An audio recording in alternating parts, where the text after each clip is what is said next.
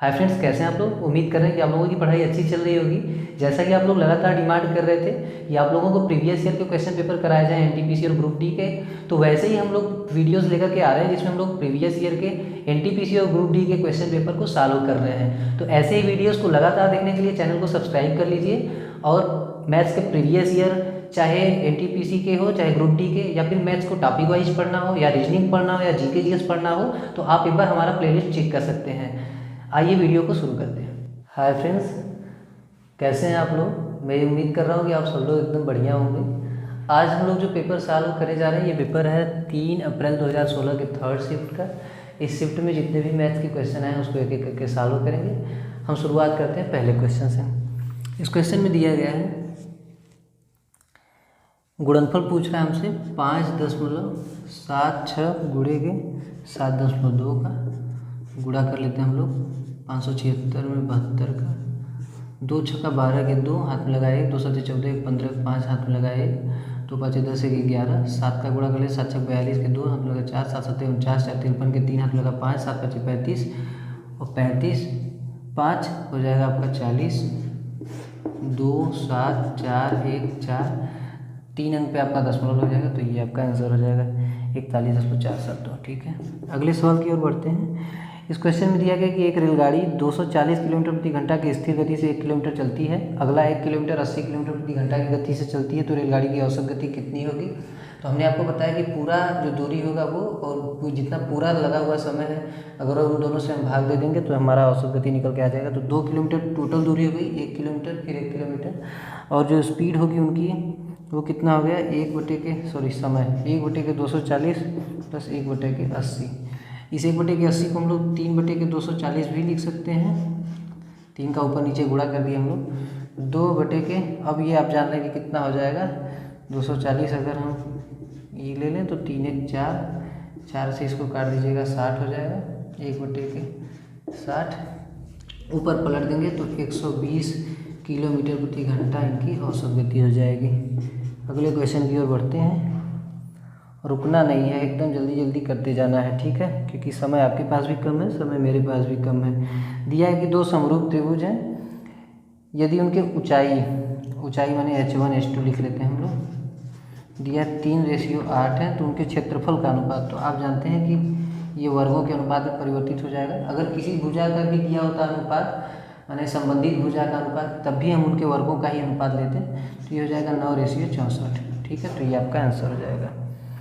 इसी पे एक सवाल और करवा देते हैं, नीचे यहाँ करवा देते हैं, जगह यहाँ पे अवेलेबल है, इतने में हो जाएगा। क्वेश्चन दिया हुआ है कि 24 आदमी एक काम को 24 दिनों में कर सकते हैं। ठीक है, तो टोटल वर्क कितना हो गया, 24 गुणे के 24 बराबर हो गया। कह रहा है कि उसी काम को 18 दिनों में समाप्त करना है, तो कितने आदमी की आवश्यकता होगी। तो 18 गुणे के यक्स, 6 से काटिएगा 4 बार में, 6 से काटिएगा 3 बार में, 3 से इसको काटिएगा 8 बार में, यक्स बराबर 8 चौके 32 आदमी की आवश्यकता होगी।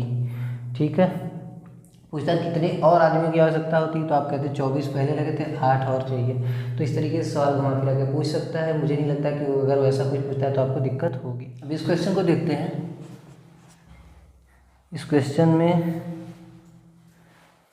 दिया हुआ कि पी ने एक वस्तु 800 रुपये में खरीदी और 10% के लाभ पर बेची। मैंने 800 में खरीदी, 10% लाभ मैंने इसका 1/10वां हिस्सा, 1/10वां मैंने 80 इसमें जुड़ जाएगा, तो 880 रुपये में बेचा। कह रहा है कि यदि 920 में बेचता है, अच्छा 920 में आपकी बेच रहा है, मैंने आपकी रुपये के हिसाब में 40 रुपये बढ़ गया। तो कह रहा है कि कितने प्रतिशत की लाभ में वृद्धि होती है, मैंने 40/800 गुणे के 100 कर देंगे, 2 जीरो से 2 जीरो कट जाएंगे, 8 बचे 40, 5% की लाभ में वृद्धि हो गई। ठीक है, तो ये आपका आंसर हो जाएगा। कोई दिक्कत नहीं होनी चाहिए क्योंकि सरल ही सवाल है।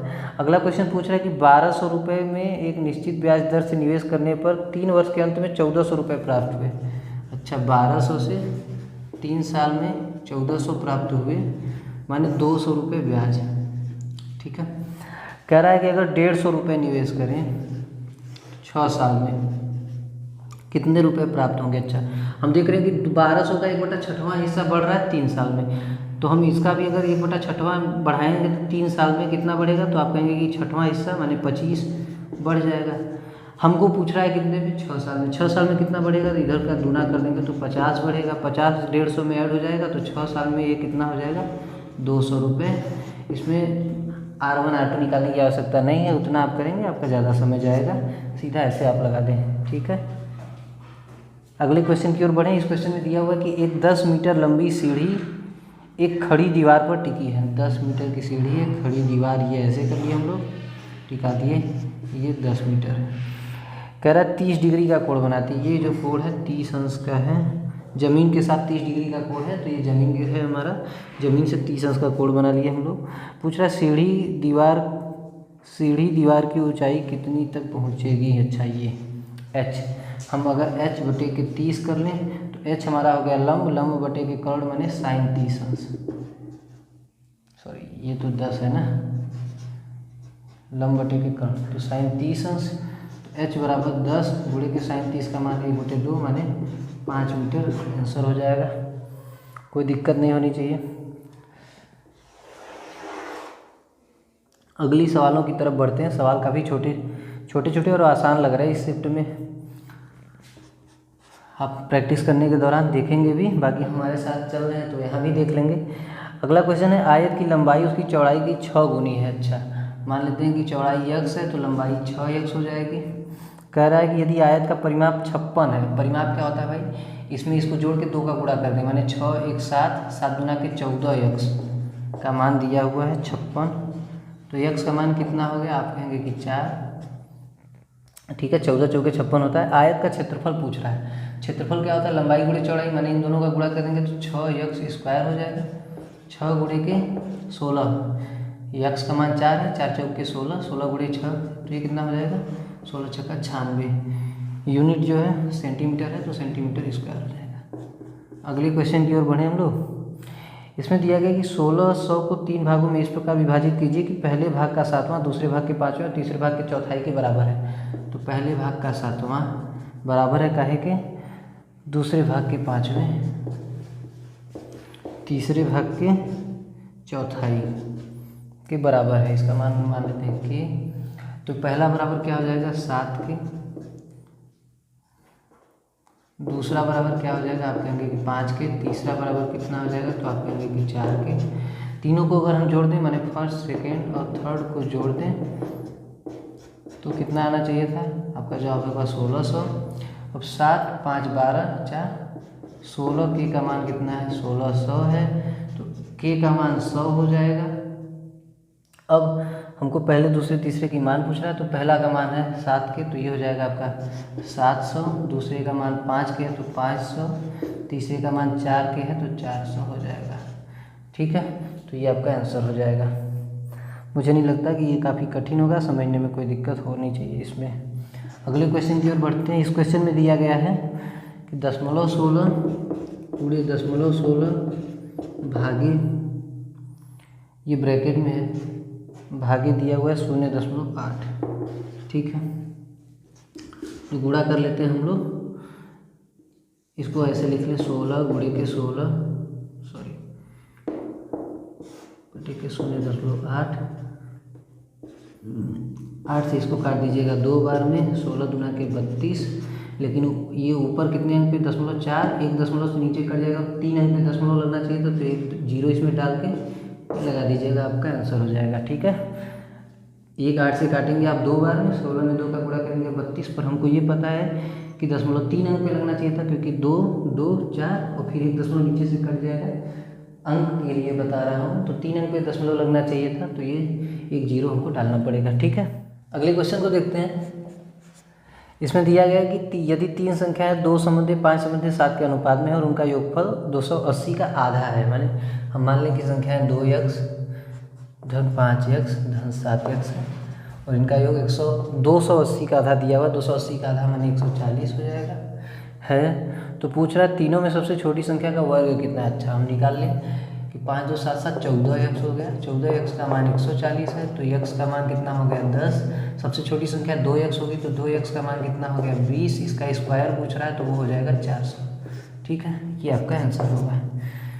अगले क्वेश्चन की ओर बढ़ते हैं। पूछ रहा है कि 24,000 रुपये पर 2 वर्ष में 25% की वार्षिक दर से चक्रवृद्धि ब्याज कितना होगा यदि ब्याज वार्षिक चक्रवर्धित होता है तब। अच्छा 25% का माने कितना हो जाएगा, तो आप कहेंगे कि 1/4। 1/4 का मतलब ये है कि एक साल में राशि 4 से 5 हो जाएगी, चक्रवृद्धि लगेगा तो अगले साल में राशि 16 से 25 हो जाएगी। अब कह रहा है कि 16 का मान कितना दिया हुआ है, तो आप कहेंगे कि 24,000 है। आपसे चक्रवृद्धि ब्याज पूछ रहा है, अगर निश्चित पूछता तो हम सीधे 25 का मान निकालते। ब्याज कितना होगा 9 यूनिट, तो 9 का मान आपसे पूछ रहा है, तो आप क्या कहेंगे कि 24,000 बटे के 16 गुणे के 9। 16 से काट दीजिएगा, 16 एक कम 16, 8 हो जाएगा 80, 16 5 80, 2 जीरो पीछे चिपका दीजिएगा, 15 9 135 पर 2 जीरो लगा दीजिएगा, ये आपका आंसर हो जाएगा। ठीक है, आपके विकल्प में मौजूद भी है, नहीं भी होता तब भी यही आंसर होता है। ठीक है, ये बार बार बोलते बोलते आदत हो गई है। अगला क्वेश्चन पूछ रहा है हमसे कि 25, 35 और 70 इसका मौसा तथा लौसा का अनुपात ज्ञात कीजिए। तो एक बात बताइए कि मौसा कितना होगा, साफ साफ दिख रहा है कि 5 होगा। ठीक है, जिसको नहीं निकालने आता है वो निकाल देगा, यहाँ से 10, यहाँ से 35, यहाँ से लिखिएगा 25, 35 और 10 निकालेगा 25, 25 अब किसी को काट नहीं रहा, 10 को नहीं काट रहा, इसको भी नहीं काट रहा, तो इसका गुणनखंड कर लेंगे 5 गुणे के 5। हम देख रहे हैं कि 5 वो संख्या है, 25 को भी काट रही, 10 को भी, 35 को भी, इसको सबको काट रही है, तो 5 हमारा HCF हो जाएगा। LCM निकालने की बात करें हम लोग, ये 5 हमारा HCF हो गया। अब हमको ये बताइएगा कि ये वाला 5 कि ये वाला 5। ठीक है, जस्ट किडिंग यार।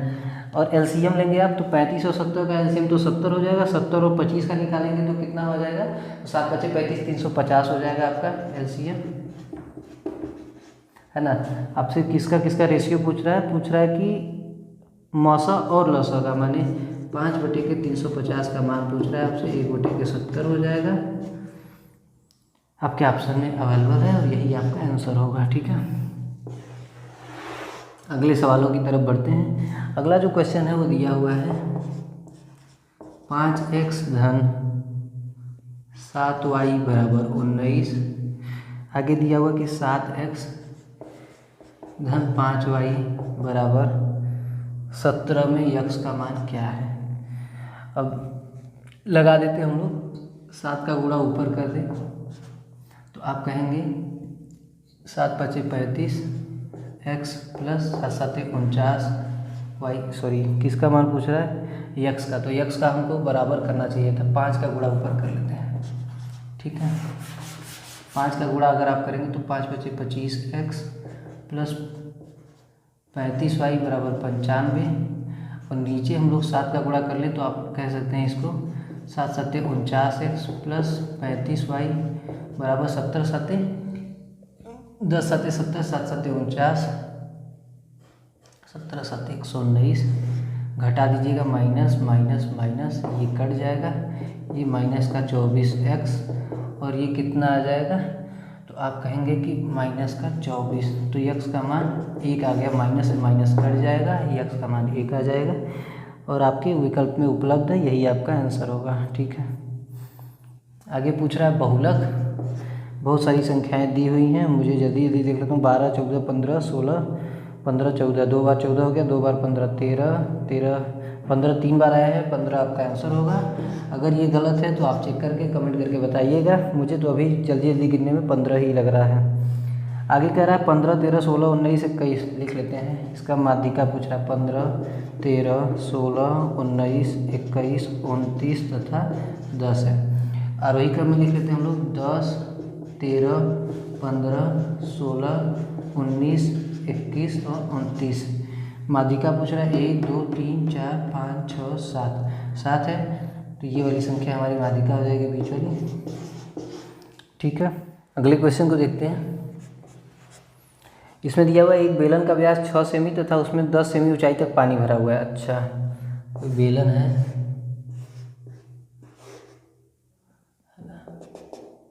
इसमें 10 सेंटीमीटर ऊंचाई तक पानी भरा है और इसका जो व्यास है वो 6 सेंटीमीटर है। कह रहा है कि उसमें एक गोलाकार गेंद डाली जाती है तो पानी का व्यास 10.5 सेंटीमीटर बढ़ जाता है। ओह, माने ये जो हाइट है ये थोड़ा सा एक्सटेंड होके 10.5 सेंटीमीटर और बढ़ जाता है। तो हमको गोले का आयतन पहले निकालना होगा। तो गोले का आयतन कैसे निकालेंगे, पहले इसका बढ़ा हुआ आयतन निकाल लेते हैं, उसमें से पहले वाला आयतन घटा देंगे तो वही गोले के कारण आयतन में परिवर्तन आया होगा। तो हम लोग कर लेते हैं। बेलन का आयतन क्या होता है, पाई आर स्क्वायर एच होता है। पाई आर स्क्वायर, आर का मान 3 हो जाएगा क्योंकि व्यास 6 सेंटीमीटर है, तो 3 का स्क्वायर, एच का मान 10.5 पहले है, बाद में पाई आर स्क्वायर माने 3 का स्क्वायर और एच का मान 10। तो ये गोले का आयतन हो जाएगा। तो हम लोग निकालते हैं कितना हो जाएगा, 9 10 9 90 और 10.5 94.5 पाई, और ये कितना हो जाएगा, आप कहेंगे 90 पाई। तो ये कितना हो गया, 4.5 पाई। ठीक है, ये गोले का आयतन हो गया। तो गोले का आयतन का सूत्र क्या होता है, आप कहेंगे कि 4/3 पाई आर क्यूब बराबर 4.5 पाई।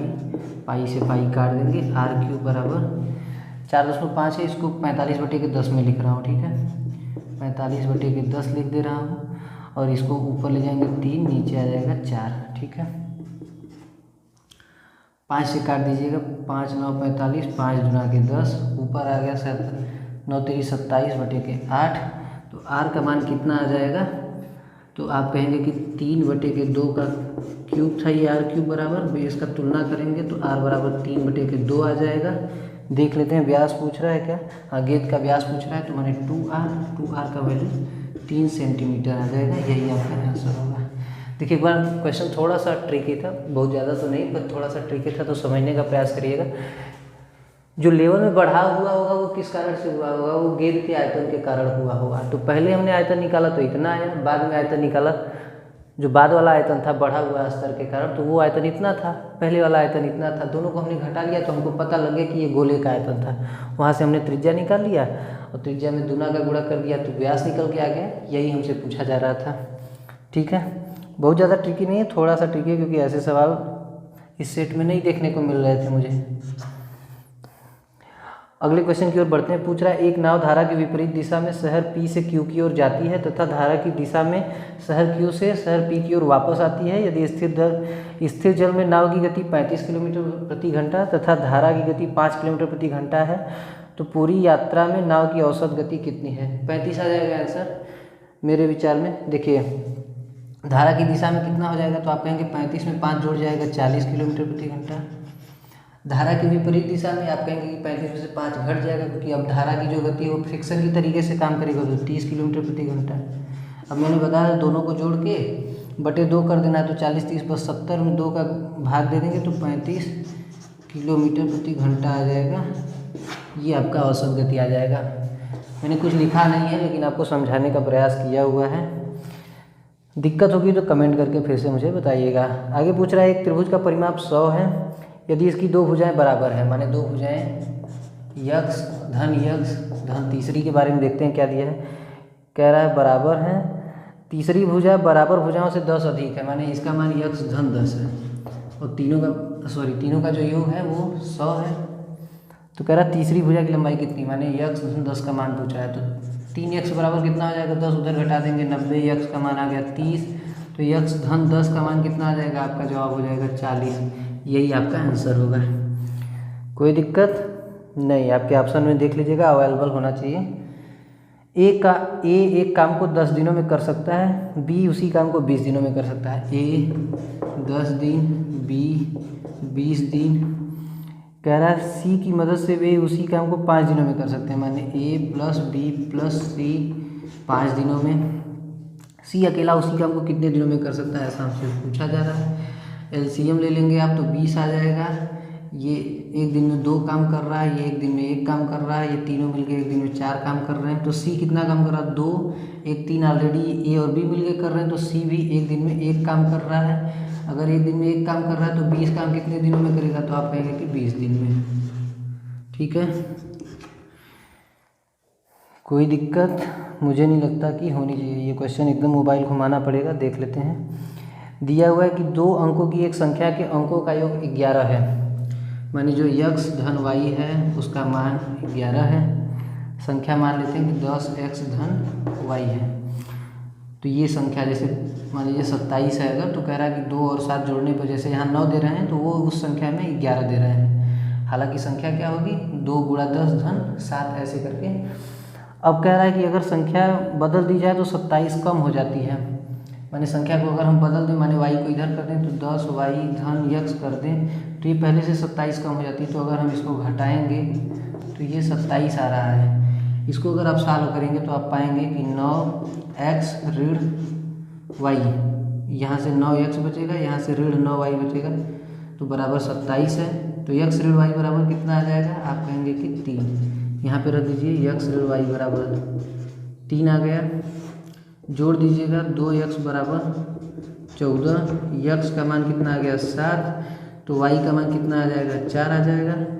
बदली हुई संख्या पूछ रहा है कि नई संख्या, नई संख्या ही पूछ रहा है आपसे। नई संख्या माने जो बदल के आप 10y धन x ले आए थे तो वो कितना हो जाएगा 10y 40 में 7 जोड़ दीजिएगा x 47 हो जाएगा। ये आपका आंसर हो जाएगा। ठीक है, इस सवाल को देखते हैं। इसमें दिया हुआ है कि 7 के प्रथम 20 गुणकों का औसत ज्ञात कीजिए। तो 7 के प्रथम 20 गुणक 7, 14 ऐसे करके 140 तक होंगे। हमको इनके पहले योग निकाल लें, फिर 20 से भाग दे देंगे तो औसत पता चल जाएगा। तो n बटा के 2 माने 20, इनकी संख्या होंगी 20 बटा के 2। a प्लस एल, ए माने पहली संख्या 7, एल माने लास्ट संख्या 140। ये इनकी संख्याओं का योग है। हमसे पूछ रहा है इनका औसत, माने 20 का हमको भाग देना पड़ेगा। तो ये हो जाएगा 10 से इसको काट दें 2 बार में, 147 बटा के 2। देख लेते हैं ऑप्शन कैसे हैं। अच्छा, दशमलव में है तो आप काट लीजिएगा, 2 7 14, फिर 2 3 6.5 आ जाएगा। 73.5 आपके ऑप्शन में अवेलेबल है। अगले क्वेश्चन की ओर बढ़ते हैं। अगले क्वेश्चन में दिया हुआ कि 9 मीटर और 14 मीटर के 2 खंभे जमीन पर सीधे खड़े हैं। 9 मीटर 14 मीटर, ये 9 है ये 14 है। कह रहा है कि उनके पैरों के बीच की दूरी 12 मीटर है, ये 12 मीटर है। कह रहा है उनके ऊपरी छोरों के बीच की दूरी ज्ञात कीजिए। यहाँ से अगर हम इसको मिला दें, ये दूरी हमसे पूछ रहा है, हम इसको यहाँ पे मिला दें तो 9 तो ये हो जाएगा, ये 5 बचेगा, ये 12 ही होगा। तो अगर हम इसको l कहें तो l का स्क्वायर बराबर क्या हो जाएगा 12 का स्क्वायर धन 5 का स्क्वायर, ये 144 धन ये 25। कल ऐसा सवाल था क्या शायद पिछली शिफ्ट में, है ना, एक बार था, आप देख लीजिएगा। 169 हो जाएगा। एल स्क्वायर बराबर, तो एल का मान 13 आ जाएगा। ठीक है, मुझे नहीं लगता इसमें बहुत कुछ कठिनाई है। अगले क्वेश्चन की ओर बढ़ते हैं। फिर से फ़ोन घुमाना पड़ रहा है। कह रहा 25%, 20% और 10% के क्रमिक बट्टों के समतुल्य एक अकेला बट्टा है। मान लीजिए कि हम 100 है कोई राशि, 25% अगर कम हो गया 25%, तो ये कितना हो गया 75 हो जाएगा। कह रहा अगला फिर 20% का बट्टा है, तो 20% फिर कम करेंगे तो 7.5 गुना के 15 कम होगा, 15 कम करेंगे तो ये 60 हो जाएगा। कह रहा है कि फिर 10% आप कम करिए तो ये कितना हो जाएगा 54। 100 से कोई राशि अगर 54 हो गई, इसका मतलब हम 46% का एक सीधा बट्टा लगा सकते थे। तो ऑप्शन में आपके 46% अवेलेबल है, यही आपका आंसर हो जाएगा। ठीक है, अगले क्वेश्चन की ओर बढ़ते हैं। इस क्वेश्चन में दिया हुआ है कि यदि 6 4 7 m 11 से विभाजित है तो m का मान ज्ञात कीजिए। 7 6 13 और 7 धन 6 बराबर 4 धन m होना चाहिए। तो 13 माइनस 4 करेंगे तो m का मान 9 आना चाहिए, है ना। आपके ऑप्शन में अवेलेबल है और यही आपका आंसर होगा। देखिए ये 11 से कटने योग्य भी हो सकता था, माने इसका मान हम लोग 11 से विभाज्य भी करके रख सकते हैं। तो आप इसकी जगह पे 11 भी रख के देख सकते हैं, पर वो सबसे छोटा मान नहीं होगा। आप चेक कर लीजिएगा, अगर इसका कुछ अलग आंसर आएगा तो कमेंट करके बताइएगा। हालांकि आपके कमेंट कुछ कम ही आ रहे हैं। अगला है क्वेश्चन है, ए ने बी को एक मेज 20% के लाभ पर बेची। माने मान लेते हैं कि ए 100 है, 20% के लाभ पर अगर बेचा हो तो ये कितने बेचेगा 120 में। कह रहा है बी ने वही मेज सी को 25% लाभ पर, माने इसका 1/4। 25% का मतलब क्या है भाई, इसका 1/4 और इसमें जोड़ दें तो 1/4 करेंगे 30 आएगा, 30 इसमें जोड़ देंगे तो 150। ठीक है, कह रहा है कि लेकिन वो 750 रुपये में बेचा है, माने कह रहा है कि 150 का मान 750 है। तो 150 यूनिट का मान 750 है, तो 1 यूनिट का मान कितना हो गया, तो आप कहेंगे कि 5, तभी तो 150 यूनिट का मान 750। अरे 15 5 75, जीरो को इग्नोर करके आप कैलकुलेट कर सकते हैं। अब कह रहा है कि आपने वास्तव में कितने रुपए अदा किए थे ए ने, तो ए ने 100 यूनिट अदा किए थे, तो 100 यूनिट का मान कितना हो जाएगा 500, तो ये आपका आंसर हो जाएगा। आगे फिर बढ़ते हैं हम लोग। दिया हुआ है अगला क्वेश्चन कि 2/3 धन 3/7 भागे 2/3 धन 2/7 सरल करने के लिए कह रहा है। तो हम लोग देख रहे हैं 7 दूना के 14 धन 9/21 गुणा कर लें 21/7 दूना के 14 धन 3 दूना के 6 21 कट जाएगा 14 9 23/14 6 20, ये आपका आंसर हो जाएगा। 23/20 ऑप्शन नहीं गया है और यही आपका आंसर होगा। ठीक है, अगले क्वेश्चन की ओर बढ़ते हैं। कह रहा है कि पानी का एक कंटेनर 3/5 भरा था, जब उसमें 38 लीटर पानी निकाल लिया जाता है तो वह सिर्फ 1/8 भरा रह जाता है। कंटेनर की कुल क्षमता कितनी है? कह रहे हैं कि पाई r² इसका होगा r²h 3/5 h माइनस 1/8 h, इसका मान है 38 लीटर। तो पाई r² h का मान आपसे पूछ रहा है, तो ये आप कैलकुलेट कर लीजिएगा। पाई r², 8 3 के 24 h माइनस 5h बटे के 8 5 40 h बराबर 38 लीटर है। तो ये कितना हो जाएगा पाई r², ये कितना आएगा 19h बटे के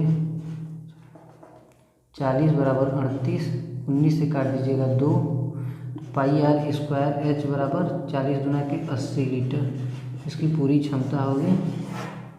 ये आपका आंसर आ जाएगा। अगले क्वेश्चन की ओर बढ़ते हैं। इसमें अगला क्वेश्चन है छोटा सा, दो संख्याओं का लसअ और मसअ 616 और 2 है। 616 लसअ है, मसअ 2 है। कह रहा है एक संख्या 22 है, दूसरी संख्या पूछ रहा है आपसे। तो क्या करेंगे आप 2 से काट दीजिएगा इसको 11 बार में, 11 से इसको काटिएगा 11 5 55, 6 बचेगा 66, 11 6 का 66, दूसरी संख्या आपका 56 हो जाएगी। तो ये आपका पेपर कंप्लीट हो चुका है। इस शिफ्ट में जितने भी क्वेश्चन मैथ के आए थे उसको एक एक करके मैंने लगवा दिया हुआ है। कोई क्वेश्चन अगर आपको नहीं समझ में आया होगा तो आप कमेंट करके हमको दोबारा से इन्फॉर्म कर सकते हैं, हम उसको दोबारा करवा देंगे या दोबारा से समझाने का प्रयास करेंगे। पर मुझे ये लग रहा है कि ये काफ़ी आसान है, आपको कोई दिक्कत नहीं होनी चाहिए। अगर अपने से भी प्रैक्टिस कर रहे होंगे तब भी कोई दिक्कत नहीं होनी चाहिए थी। और जिन लोगों ने मेरे मैथ्स के लेक्चर देखे होंगे तो उनको पता होगा कि जो चैप्टर पढ़ाया जा चुका है उसके बाहर से एक भी सवाल नहीं आ रहा है। ठीक है, तो प्रैक्टिस करते रहिए, पढ़ते रहिए। जहाँ पे जैसे अगर मान लीजिए आपको परसेंटेज नहीं आ रहा तो परसेंटेज के प्लेलिस्ट में जाइए, 1-1.5 घंटे लगेगा, पूरा टाइप देख लीजिए। या आपको प्रॉफिट लॉस में दिक्कत हो रही तो प्रॉफिट लॉस में जाइए, पूरा उसका प्लेलिस्ट पड़ा होगा, 3 वीडियो होगा, वो भी 1-1.5 घंटे का, उसको देख लीजिए। इस तरीके से आप इम्प्रूव करते रहिए, सुधार करते रहिए। आ रहा है तो प्रैक्टिस करते रहिए। Thanks lot, bye bye, take care of yourself. मिलते हैं अगले वीडियो में, तब तक अपना ख्याल रखिए, पढ़ते रहिए, प्रीवियस ईयर के पेपर करते रहिए।